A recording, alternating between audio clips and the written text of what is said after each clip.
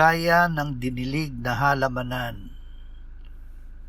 Ang kanilang buhay ay magiging gaya ng dinilig na halamanan.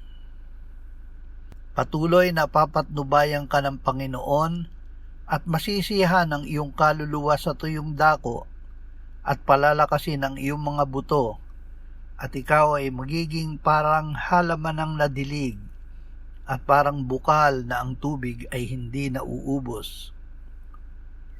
Ako'y pumarito upang sila'y magkaroon ng buhay at magkaroon nito ng may kasaganaan. Ama, salamat na ikaw ang aming pastol, kaya't kami ay hindi magkukulang. Salamat na patuloy mo kaming pinahihiga sa luntiang pastulan at inaakay sa tabi ng mga tubig na pahingahan sa pamamagitan ng iyong anak na si Jesus. Amen.